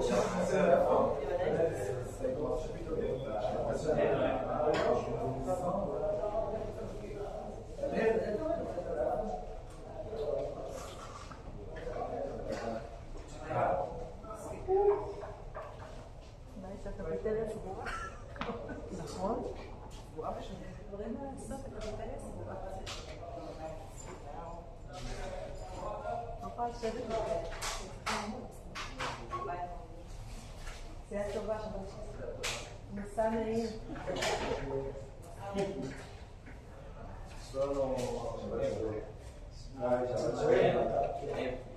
תעשו לנו הצעה זה בכתורה ספציפית. מה שאתה מיקרו, מזו, תראו לנו תוכניות גם פרטיות, 2, 3, 4. ודייגו שמעביר את הקורס, אפשר לראות במקרו יש תכנון. מה יש? יש תכנון, זה ששוב במזו יש תכנון. כשזה מגיע למיקרו, אז הוא כבר פר שבוע, פר שבועיים, בונה קדימה. זה מעניין, זה לא בהכרח, כאילו מיקרו נתון לשינוי קטן. נעשיתי לדייגו באיזה קורס שעשיתי פעם בכדורעף, של מאמנים בכירים או אף בגדול. אתה יכול להגיד לי את המקד של הקורס? זה נמצא באתר? כן, נראה לי. שוב, אני מתחבר שנייה לאתר.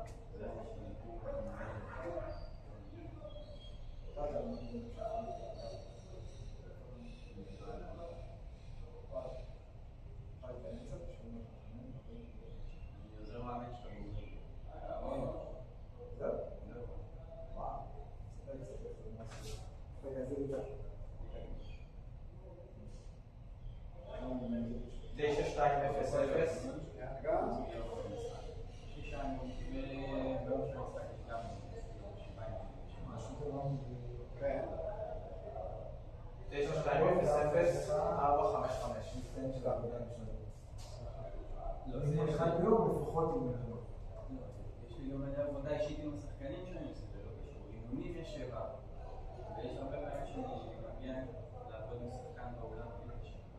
מה אתם עושים?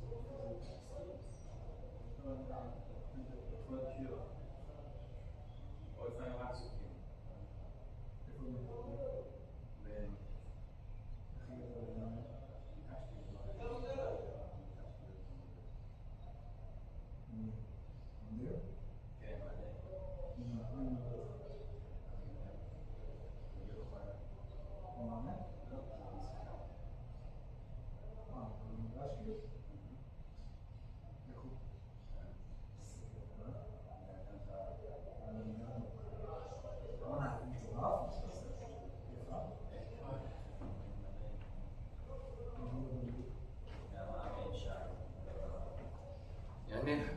עכשיו תשאר יותר פה, נתפס לי כבר הצבא.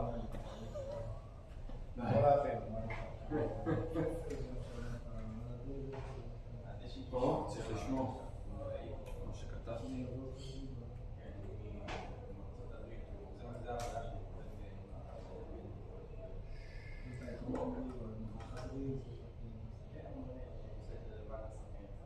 שאלה מה אני עושה אם אני עם קבוצה שיש לי רק אימון במשחק. הקבוצה שלי בוגרים, מעל גילי 30 פלוס. אין לי. ורק לתת להם ביום שלישי כאילו כמה שיותר לתרגל סיטואציות של משחק, וזהו. אין לי אופציה אחרת. מיני קבוצות. תחום, מה זה? אין לך שום תהליך אימון.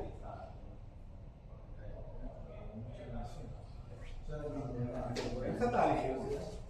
או לתת להם תרגילים לבית, לחדר כושר, של כוח מתפרץ אולי או משהו כזה. קבוצות שהם כאילו כל הימין.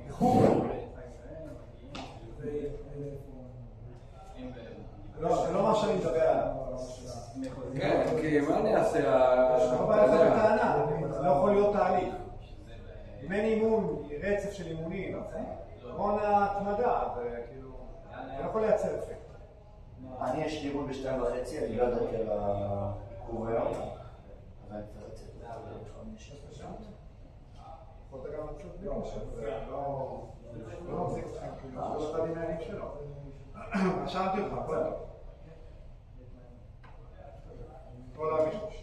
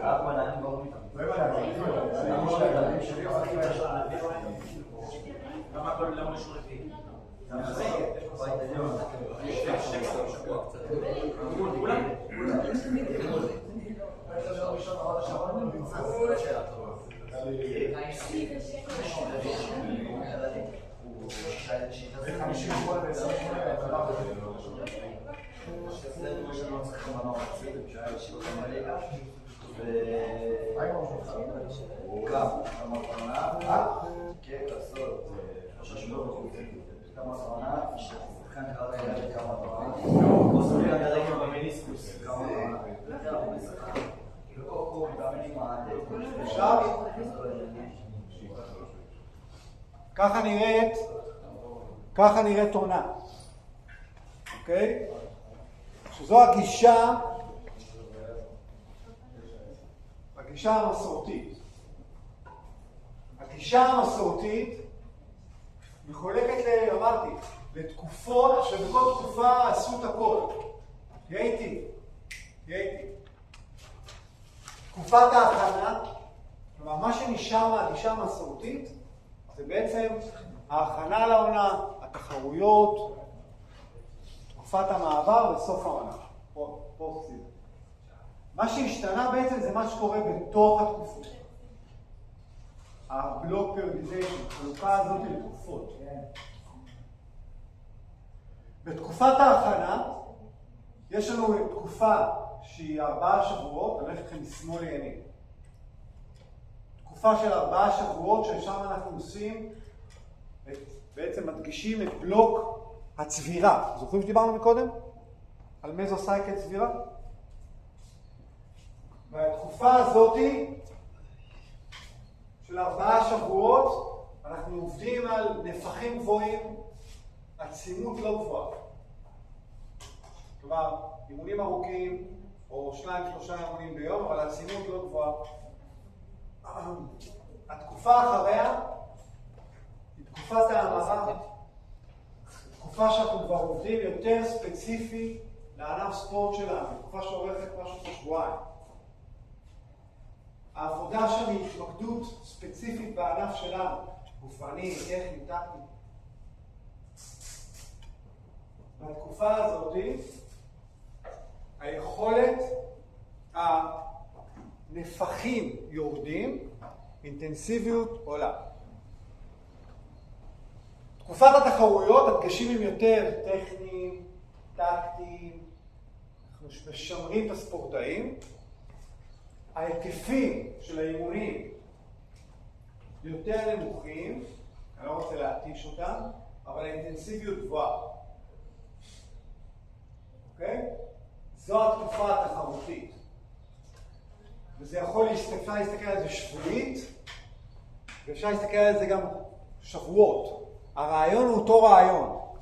ככל שאני מתקרב לתחרויות, ההיקפים יורדים, הנפחים יורדים, והעצימות עולה. אבל היא קצרה מאוד. מה ההבדל בין עצימות? מה ההבדל בין עצימות עצימות זה אינטנסיביות. אז איך יכול להיות שבתחילת שנה בהכנה יש עצימות נמוכה? אמרתי, אנחנו עושים, העומס, הלואודינג, מורכב מנפח, מהווליום בעצם, כפול האינטנסיטי. אז אם אני אומר שהעומס גבוה, בתקופת ההכנה הוא יהיה מהווליום, לא מהאינטנסיביות. כשאני מתקרב לעונה, או כבר בשלב ההמרה, הווליום יורד, אבל האינטנסיביות עולה. אז העומס יכול להיות אפילו יותר גבוה, אבל הוא יבוא מהאינטנסיביות.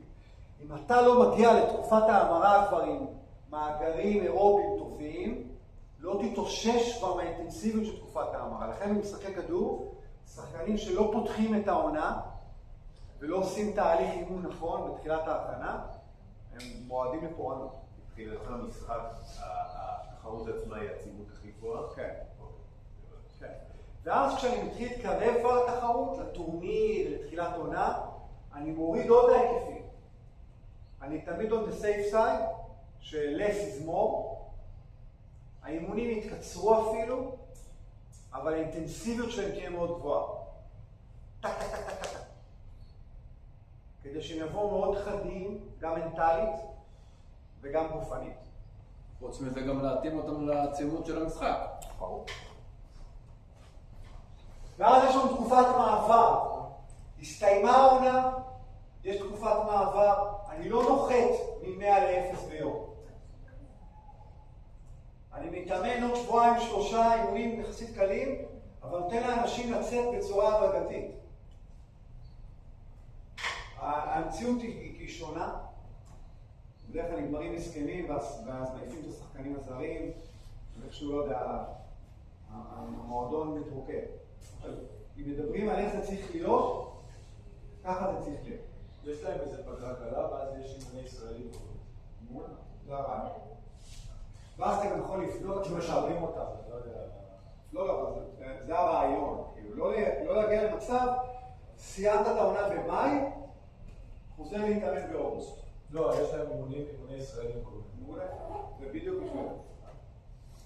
כי ספורטאי הישגי, הוא לא באמת יכול להפסיק להתאמן לאורך זמן. שימו לב, אני אומר לכם 3 גרפים עם אותו היגיון. זה גרף עם פיק אחד, כמעט ולא קיים לנו דבר כזה. זה אומר שהפיק שלנו איפה שהדגל, רואים את הדגל? בתקופת ההכנה אני מעלה נפחים, אתם זוכרים? תקופת הצבירה. ואז כשמתחילה עונת התחרויות, עוד לפני זה האינטנסיביות עולה. זוכרים בהמרה? היא ממשיכה לעלות והנפחים יורדים, כי אמרנו שאנחנו במהלך העונה עובדים משמרים, אז הנפחים יורדים, האינטנסיביות ממשיכה לעלות. למה זה לקראת? למה יש ירידה באינטנסיביות? שם מהר זה לקראת התחרויות. זה הטייפר, זה הטייפר שדיברתי עליו. כשאני מוריד נפחים, אתם רואים הנפחים עוד יורדים לפני, אבל בסוף אני מוריד את העומס. האינטנסיביות גבוהה עדיין, אבל היא יורדת קצת. כלומר, אני לא יכול להגיע לפיק הזה כשאני עם הלשון בחוץ. אז העליתי את האינטנסיביות, ובסוף אני מוריד אותה לקראת הסוף. אבל יניב, אצלנו בכדורעף זה שונה. מה? אצלנו יש תחרות כל שבוע. יש את הגמר בסוף, נכון? אז לכן תיקח את זה למקום שבועי. האימון שרחוק מהמשחק, שני אימונים הרחוקים מהמשחק, שני הימים הרחוקים מהמשחק עם אימונים עם צבירה. ואז אתה יורד לאיזה יום חופש או אימון אחד, ממלא מאגרים, עולה באינטנסיביות, לא בנפחים. כלומר, רביעי חמישי יהיו אימונים אינטנסיביים, אבל אימון ביום. או ביום רביעי יש שני אימונים ביום, ואז חמישי שישי ירד. כלומר, אם המשחק בשבת, האימון יהיה אימון אחד ביום שישי, הוא יהיה אימון יחסית קל, מבחינת העומס, אבל הוא יהיה קצר ואינטנסיבי. וחמישי זה יהיה בינוני כזה גג. אבל רביעי יכול להיות עדיין קשה. בתנאי שנקת בשלישי אבל. כלומר, זה בדרך כלל עובד 2, 1, 2, ובדרך כלל ככה עובד, 1, 2. מה שאתם רואים פה, זה תחשבו שיש לכם פה גביע, ופה פלייאוף. הנפחים לקראת הגביע יורדים, כלומר, אני עושה הכנה לעונה, נפחים גבוהים. לקראת הגביע, עוד פעם, ההמרה, הנפחים יורדים, האינטנסיביות עולה כל הזמן. לקראת הגמר, ירידה.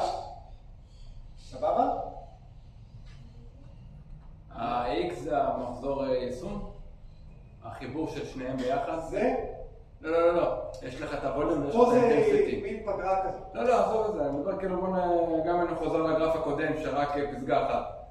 החיבור של האינטנסיטי עם הווליום זה בעצם המחזור יישום שלי לפני השלב של התחרות? לא, מחזור יישום פה. איפה? המחזור יישום נמצא בפיק? מהפיק היא בירידה. טייפר. ואז יש ירידה באינטנסיביות, אבל האינטנסיביות עדיין גבוהה. פשוט הנפחים יורדים. אז ה-X זה ההמרה, החיבור שלהם זה ההמרה. יכול להיות. בעצם אתה אומר ככה. לא, ההמרה מתחילה פה. כבר פה? כן, איפה שהנפחים יורדים. איפה שהנפחים יורדים. לא, זה משמעות חיבור. למה פה האינטנסיביות יותר גבוהה מפה לדעתכם? זה סוף העונה. נכון. וצברתי משהו עם העונה. אז אני נמצא במצב גופני יותר טוב מאמצע העונה. אוקיי? תודה טובה. וזה מצב יותר קלאסי, של 3 פיקים. של 3 פיקים, אבל הרעיון הוא אותו רעיון. כלומר, אני מתפתח עם העונה, ההתפתחות היא כל הזמן באותם סייקלים. צבירה, המרה, יישום. צבירה, המרה, יישום. אם יש לי פעם בשבוע משחק כל העונה, זה קל. זו אותה התנהלות. הקושי שיש לי נבחרת באמצע לשחקנים מסוימים, שאני גם בחו"ל משחק, כלומר, קמפיין בחו"ל, גביע, ליגה, נבחרת בית ספר, אם זה י"בניק, י"א, כלומר, יש כמה, כמו סמיכה, שמושכים אותה כל הזמן מכל מקום. אז אתם כמאמנים צריכים לדאוג לזה, שמה שאתכם מעניין, שהוא יגיע למאי, אפריל, במצב הגופני הכי טוב. אז אם צריך להוריד אותו בפברואר, ינואר, לתת לו להתאושש כדי להרים אותו אחרי זה לאפריל, מאי, אז כן עושים את זה. כי זה מה שחשוב. לא יכול להיות מצב שספורטאי או ספורטאי תהיו טובים לאורך כל העונה. זה אין סגל. גם גופנית, אתה לא יכול להיות בפיק שלך כל השנה. אוקיי? ולכן, צריכים לבנות את זה ככה, כשאני מתכונן, אני מעלה נפחים, אינטנסיביות לא גבוהה. בהמרה, אני מוריד נפחים, מעלה אינטנסיביות. יותר ספציפי. תחרויות, לקראת התחרויות בטייפר, מוריד עוד יותר את הנפח, אבל האינטנסיביות עולה. לכן אתם רואים את הירידה הזאת, אבל האינטנסיביות היא עדיין גבוהה. אני פשוט מקצר את האימון כבר. אני רוצה להשיג משהו מסוים וזהו. גירוי מסוים וזהו. תבינו שהשחקנים גם הולכים איתם, הם צוברים. זה לא שכל משחק נעלם ומתחילים מאפס. הם צוברים כל הזמן יכולות. ולכן בסוף הפיק הוא יותר גבוה. כי היכולות הגופניות שלי בספטמבר לא דומות ליכולות הגופניות שלי שנמצאות במרץ או אפריל. אני כבר שחקן אחר.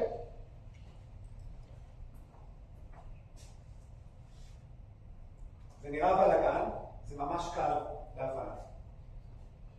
זה אומנם טבלה משחייה, אבל אין אותו רעיון. שימו לב. זה הפיק הראשון, אליפות חורף, מבחינתכם בר גביע, וזה הפיק השני. מה שאתם רואים מצד, ופה תחרויות שונות. הגובה של החץ זה החשיבות. בשחייה, להבדיל מענפי כדור, אתה צריך להשיג קריטריונים כדי להגיע לתחרות הבאה. אז כל הזמן מתכונן לתחרות הבאה. כל הזמן מתכונן לתחרות הבאה, מבחינתכם זה משחקי ליגה. אוקיי? שימו לב. זה סתם כדי להפריד. פה משמאל יש לנו את כל הפרמטרים. תחרות מטרה, מבחינתנו זה אליפות אירופה. אתם רואים, זה החץ הכי גבוה.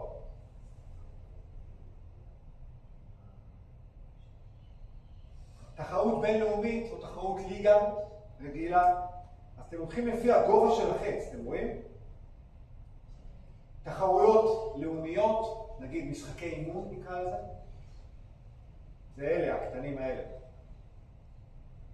מבדקים, פה זה חודשים, פה זה שבועות. סבבה? וכאן זה המחזורים שלי. הכנה בסיסית זה הצבירה. בירוק, אתם רואים? כן, ואז המרה בתחילת כזה. בדיוק. 5 שבועות של צבירה. שימו לב. כולם פה רואים צבעים? כן, ברוך השם. לא, יש... לא, נכון, אתה צודק. 5 שבועות של צבירה, 3 שבועות של המרה, טייפר, תחרות, בכתום. סיימתי את התחרות, אני מתכונן לתחרות הבאה, למשחק הבא. 4 שבועות של צבירה, במונחים שלכם זה לא 4 שבועות, אבל רק את הרעיון. נגיד נקרא לזה במקרה שלכם יומיים צבירה, אני רחוק מהתחרות. במשחק בשבת אני רחוק ממנו. שני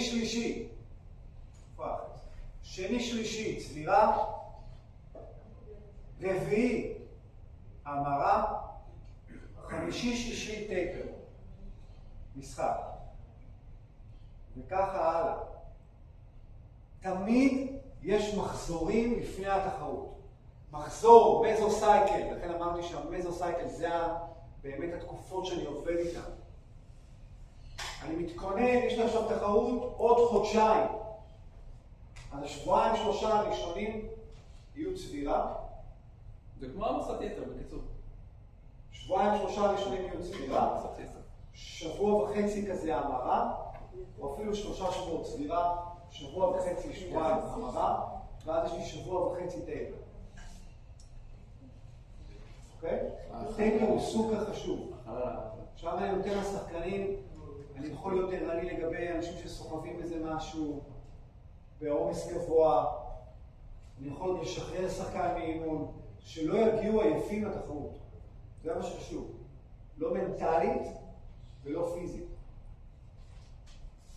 וזה הרעיון. לעשות את זה כמה שיותר מדויק. אוקיי? אני אעשה את אותו שיעור פחות או יותר ביום שני. אני מניח שאתם צריכים עוד איזה פוש. תבואו גם אתם עם דוגמאות, בבקשה לדוגמאות, כאילו, שמע, יש לנו משחק ביום X, מה אתה מציע? יש לנו עוד חודשיים טורניר, מה אתה מציע? כאילו תבואו עם case studies ונעשה עליהם את הפרקטיקה, כי אתם מבינים כבר את ההיגיון. סבבה? זה האישי. בסוף. וזה מבוסס על אפקט אימון שלמדנו פעם שעברה, אמצעים למעקב ובקרה, ועקרונות אימון שלמדתם כבר פעם כשהייתם מדריכים, אבל על זה הדברים מתבססים, אין איגודים. זה נכון שבענפים כמו שלכם, ענפי כדור, יש המון בייס, המון טעויות. כי 3 שחקנים בטיול שנתי, כי הוא כבר שבועיים הוא מתאמן, כי חברה שלו סיימה איתו את הסיפור והוא בועס, זה החיים. אז יכול להיות שלשחקן X התוכנית תהיה שונה. כלומר, כל הקבוצה או רוב הקבוצה תעבוד עם תוכנית מסוימת, ושליש מהקבוצה תעבוד עם תוכנית אחרת. זה לא פשוט נהל את זה. סבבה? זה כמו פיצוי יותר. איך? כמו הענף הזה, זה מזכיר את זה. כן, אבל זה לא הרעיון. לא, ברור, אבל יש דמיון, זה גם הגיוני, כי כשאתה מכין את המאמין, ואז נותן מנוחה, אז יש לך פיצוי יותר ואתה עולה. וזה נשאר.